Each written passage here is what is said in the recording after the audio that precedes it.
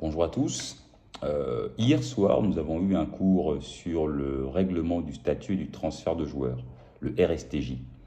Il s'agit d'un document extrêmement important dans le cadre de l'examen d'agent de joueur FIFA, à ne pas confondre avec l'examen d'agent de joueur FFF qui est spécifiquement dédié aux Français francophones qui veulent exercer uniquement en France.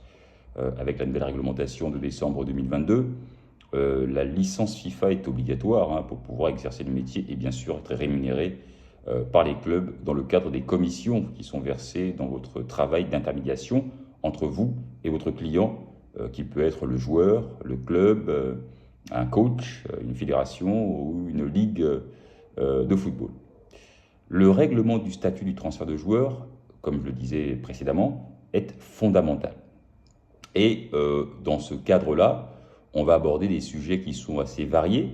Et je vais m'attarder un petit peu sur la première partie, qui est d'abord la définition en fait littérale entre un joueur amateur et un joueur professionnel. Afin de bien étudier le texte, de bien étudier le cours, il faut toujours se référer à ce qui est écrit en bon juriste du football. Je vais vous lire la définition littérale entre le footballeur amateur et le footballeur professionnel. Les joueurs participant au football organisé sont soit amateurs, soit professionnels. D'accord ? Aucun autre statut dans le football ne sera reconnu. Vous êtes soit professionnel, soit amateur. Est considéré comme joueur professionnel tout joueur ayant un contrat écrit avec un club et percevant pour son activité footballistique une rétribution supérieure au montant des frais que celui-ci aura engagés lors de son activité. Par conséquent, tout autre joueur est considéré comme étant amateur. Ça, c'est le premier point. Distinction entre footballeur professionnel et footballeur amateur. Maintenant, un joueur de football professionnel peut redevenir amateur.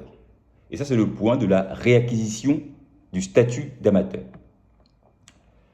Un joueur enregistré comme professionnel ne peut être réenregistré comme amateur qu'après un certain délai. Ici, le délai est celui de 30 jours à compter de son dernier match en tant que professionnel. Si votre dernier match en tant que professionnel était au 30 juin 2024, par exemple, eh bien, si vous n'avez pas signé de nouveau contrat professionnel, 30 jours plus tard, au 30 juillet 2024, vous redeviendriez amateur. Et dans ce cadre-là, vous n'aurez pas d'indemnité à payer. Le club qui vous embauchera par la suite n'aura pas d'indemnité de transfert à payer, car vous serez considéré, on va dire plus familièrement parlant, comme un joueur libre.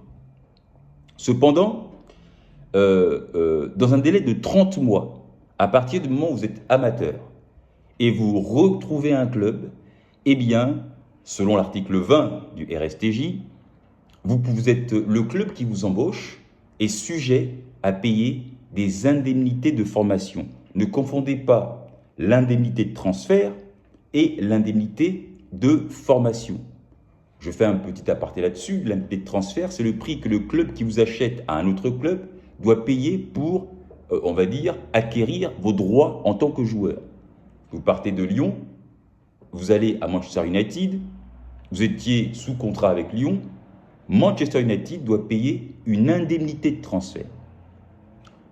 En revanche, l'indemnité de formation, c'est ce que le club qui vous signe son premier contrat professionnel devra payer à l'ensemble des clubs qui ont concouru et qui ont participé à la formation du joueur entre 12 ans et 23 ans. Restons encore dans le statut du joueur. Un joueur peut donc être professionnel, un joueur peut également être amateur. Le joueur qui est amateur peut très bien cesser son activité au même titre que le joueur qui est professionnel. D'accord? On parlera ici de la cessation d'activité.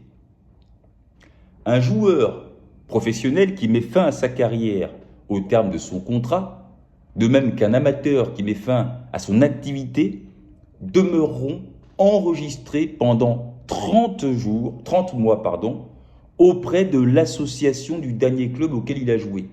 Le terme association ici renvoie au terme fédération. D'accord? Ici, il s'agissait de distinguer le statut d'amateur et de professionnel.